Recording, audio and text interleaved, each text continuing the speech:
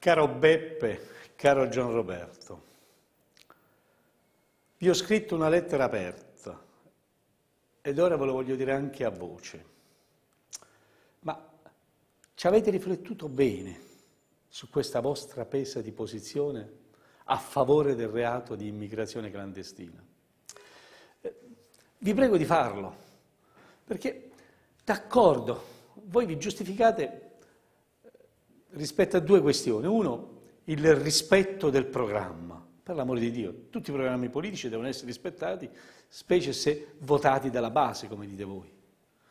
Ma una cosa è il programma principio, il programma politico, altra cosa sono alcuni principi fondamentali dell'esistenza stessa, della vita stessa.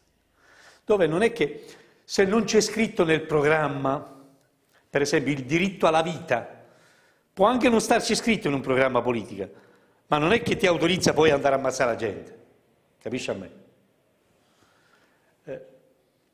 E poi questa idea dell'immigrazione clandestina come reato, ci avete riflettuto? Cioè, provate a ragionarci. Qual è il reato? Qual è il reato?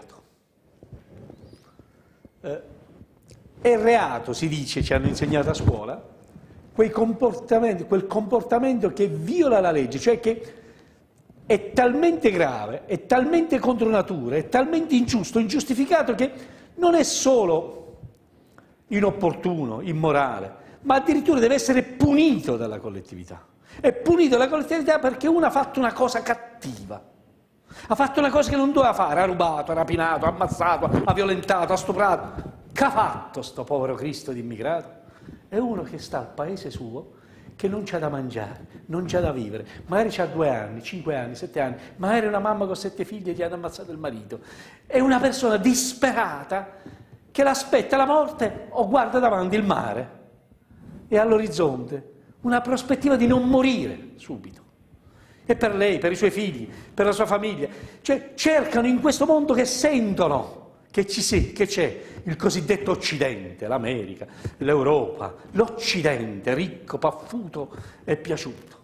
E allora, tra morire e tentare di vivere, in qualche modo si imbarca in un barcone che si regge, non si regge, in una zattera che va, si imbarca, arriva, a volte sì, a volte no, a volte affogano, a volte l'affogano, altre volte alcuni, una barca sì, una barca no, riesce pure ad arrivare a riva. Come arrivano in Italia, li acchiappiamo e li mettiamo in galera, perché sono delinquenti. Riflettici, Beppe, cavolo, riflettici, Gian Roberto, sono delinquenti. Delinquenti perché che hanno fatto? Hanno ammazzato, rubato, stuprato, che hanno fatto? Hanno cercato di trovare un modo per vivere, per non essere ammazzati, rubati, stuprati, eccetera, eccetera. Ha senso un reato di questo genere? Essere delinquenti non vuol dire che lo sei perché è clandestino. Puoi avere 3 passaporti italiani, tedeschi, francesi e sei un delinquente perché fai il rapinatore, stupratore, assassino. Puoi non avere nessun passaporto perché sei un clandestino disperato che stavi in una stiva della nave e sei uno di pochi quelli che si è pure salvato mentre gli altri 300 sono morti affogati e stai in galera perché sei un delinquente. Ma che senso ha? Lo so cosa mi viene a dire, Beppe, lo so cosa mi viene a dire tu, Gian Roberto, che sei molto razionale, molto lucido. Ma l'Italia non può permettersi di accogliere tutta l'Africa. Certo, quindi fa bene l'Italia a incazzarsi, ma non con la vittima, ma con chi non soccorre la vittima. Cioè si deve incazzare con l'Europa, si deve incazzare col mondo civile. Dobbiamo trovare un sistema, un problema, un dramma mondiale, globale. Non è possibile che il 20% della popolazione globale vive con l'80% delle risorse che vengono prodotte e tutti gli altri mortono di fame. Cioè qui non si tratta di dire ma che stai a fare il comunista? Non c'entra niente, il coglione, figura, non l'ho manco letto Marx. Però ho letto, se permetti, ho letto qualche passo del Vangelo. E anche addirittura il buon samaritano si è fermato. Allora noi facciamo sentire la nostra voce. Facciamolo sentire in Europa. Pretendiamo che questi siano i confini dell'Europa, dell'Unione Europea. Facciamo in modo che queste persone se hanno una possibilità di vivere, tanto sono solo di transito in Italia, lo sai meglio di me. L'Italia è quel che ha meno immigranti, la maggior parte stanno nelle altre nazioni, scendono da noi e poi migrano. E facciamo in modo che questi vadano incontro al loro destino così come sono andati, non che li mettiamo a Luciardona, a San Vittore, a Poggioreale, che ci azzecca tutto questo. Ecco, questa idea che così facendo, con il reato di immigrazione clandestina, evitiamo di averli, è un po' come chiudersi gli occhi per non vedere qualcuno che ammazza un altro.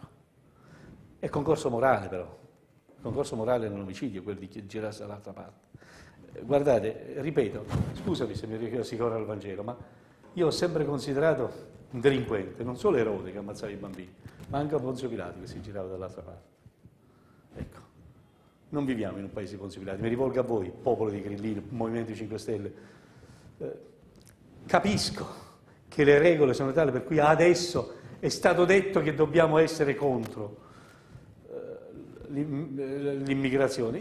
Anche a me non sta bene questa immigrazione in questo modo, anche a me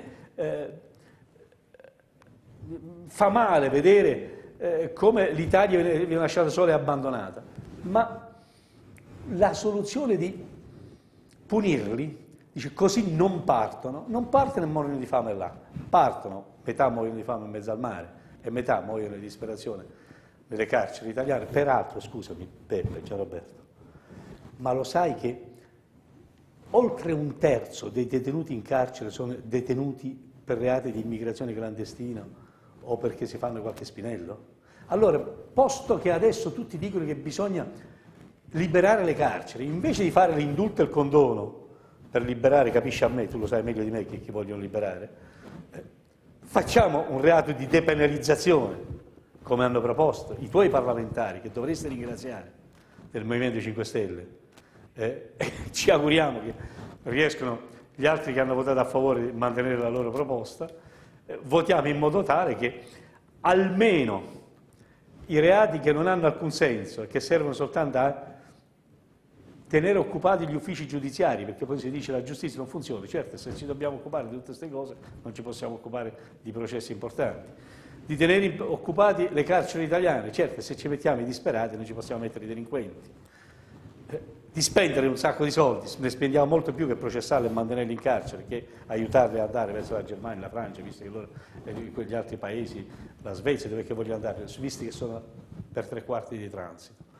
Allora, il mio è un appello che è durato un po' troppo, ma perché vi voglio bene, Gianroberto, vi voglio bene, Beppe, soprattutto voglio bene a tutti voi che avete votato la protesta finora.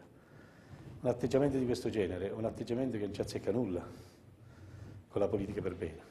È un atteggiamento egoista, xenofobo, un atteggiamento che non ci nobilita né la cronaca di questi giorni né il libro di storie che si scriverà sul Movimento 5 Stelle. Rifletteteci.